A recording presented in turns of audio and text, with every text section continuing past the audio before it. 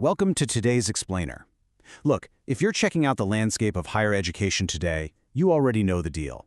The cost of a college education has been climbing way faster than most family incomes over the last decade. It can feel honestly pretty daunting. But here's the good news. The government actually runs a massive, multi-layered system of financial support to help bridge that exact gap. The problem?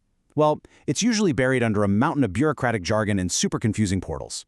Okay, let's dive into this, because today we're going to completely demystify exactly how to get your college education funded, subsidized, or hey, maybe even entirely waived. To kick things off, let's instantly lower our cognitive load here by splitting the government's response into two fundamentally different categories. First up, you have money you literally never have to repay. These are your direct scholarships and grants. Awesome, right?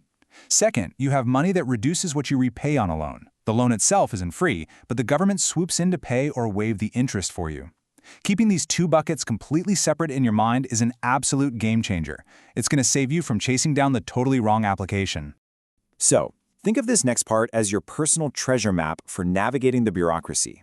We'll be hitting the three funding buckets: central government scholarships, education loans and waivers, a step-by-step application guide, and finally, how to avoid common application mistakes. Starting right off with Section 1, the three funding buckets. Okay, categorizing the aid correctly is your absolute secret weapon for finding the right application for your specific situation. Every single scheme we're going to talk about today falls into one of these three specific buckets. Bucket number 1, scholarships and grants. This is direct cash. It might be for your tuition fees, books, a hostel stay, or even a laptop, and you never pay a single rupee back. Bucket number 2, loan interest subsidies. You still take out a loan, but the government pays the interest on it, sometimes fully, while you're actually studying. And bucket number 3, outright fee waivers. This is where certain state governments simply do not charge tuition at all for specific categories of students in their government colleges. Knowing your bucket is step 1. Moving right along to Section 2, Central Government Scholarships. Now, what's really interesting about this is that the government has actually streamlined what used to be a totally chaotic process. Seriously, if you take nothing else away from this explainer, write down this URL, scholarships.gov.in. That's the National Scholarship Portal, or NSP. The beauty of this is that it serves as the absolute single point of entry for the biggest flagship scholarships run by central ministries. You don't need to hunt down individual ministry websites anymore. The NSP is the centralized hub where all the big money is processed. All right, let's walk through a quick taxonomy to perfectly match your personal situation to the right scheme. It's like a giant puzzle, and we just need to find your piece. So, if you're a general category student with strong Class 12 marks and a modest family income, you want the Central Sector Scheme of Scholarship, or CSS. Are you a girls student entering an AICT-approved technical or engineering course? Definitely look at the Pragati Scholarship. If you're a student with a 40% or more disability in a technical course, the Saksham Scholarship is your go-to. For orphans or students whose parents are severely disabled or deceased, the Swanat Scholarship is your match. Now, if you're an SC, ST, OBC, EBC, or DNT student aiming for a premier institute, you should immediately check out the Top Class Education Scheme. And finally, if you belong to a notified minority community, the pre- and post-matric minority scholarships are set up exactly for you. Your specific persona fits perfectly into one of these. 50,000 rupees a year. That is the specific, high-value payout provided via direct benefit transfer for those AICTE technical scholarships I just mentioned, specifically Pragati, Saksham, and Swaneth.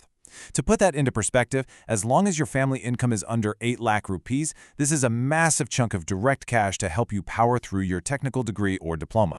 But hold on, here is a critical rule of thumb you absolutely must remember. You can generally only claim one central scholarship at a time. No double dipping. If you submit multiple applications to different central schemes in the same cycle, the system will flag it as a duplicate claim and reject you entirely. Nobody wants that. So you have to strategize.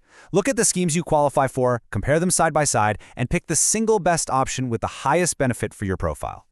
This brings us to Section 3, education loans and waivers.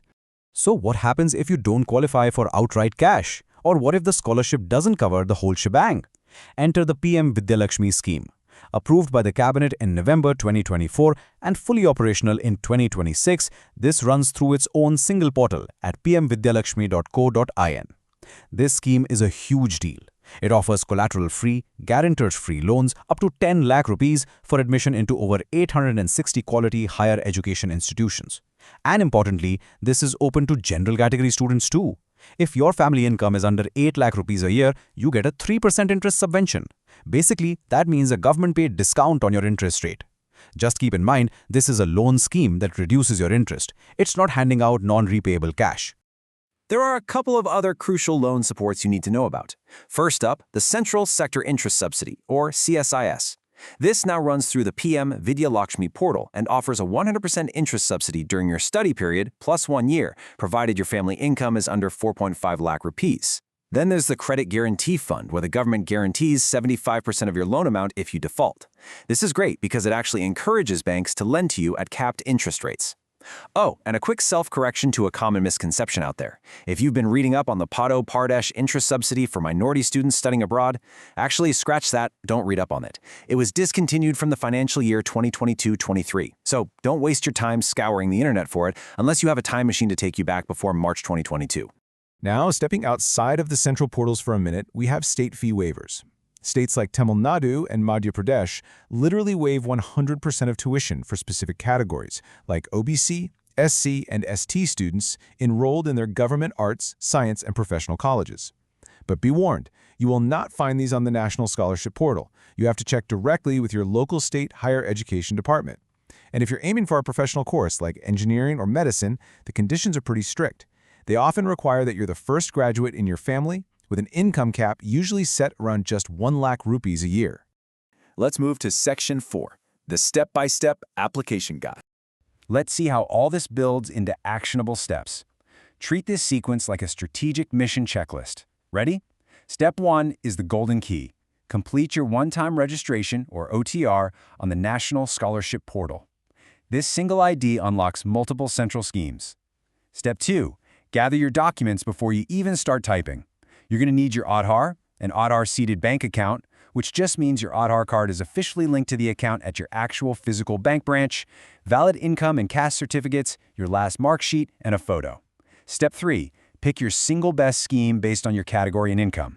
Step 4, fill the form, upload the PDFs within the size limits, and submit early. Step 5 is getting your application verified by your institute, and I'll talk more about this in just a second. Finally, Step 6, track your status via the SMS and email alerts sent straight to your phone. Finally, Section 5, avoiding common application mistakes. Okay, now that we know how to apply, we've got to pivot sharply to how not to apply.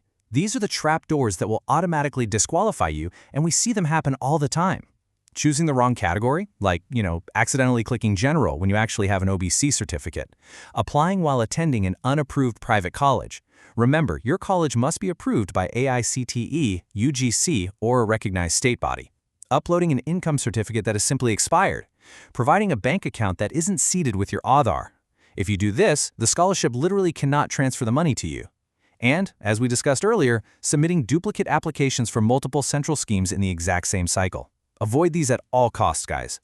So the crucial point here is this ultimate trapdoor. You would be absolutely amazed at how many thousands of students meticulously fill out their forms, gather all the correct documents, hit submit, only to lose the money because they just waited around. Listen, your application is not done when you hit submit. You absolutely must ensure your institute goes online and actually verifies your application. This step is mandatory, and it's the single most frequently missed step that completely ruins an otherwise perfect application. Be proactive. Follow up with your college's administration office to ensure they click that verification button. I really want to leave you with this final thought. The government has already set aside these funds. The money is literally just sitting there waiting to be claimed by eligible students like you. So will a simple paperwork mistake cost you your education? Don't let it. Double-check your documents, match your profile perfectly to the right bucket, and most importantly, apply early. Most of these central scholarship deadlines fall between October and December. Get your one-time registration done today and take absolute control of your educational future.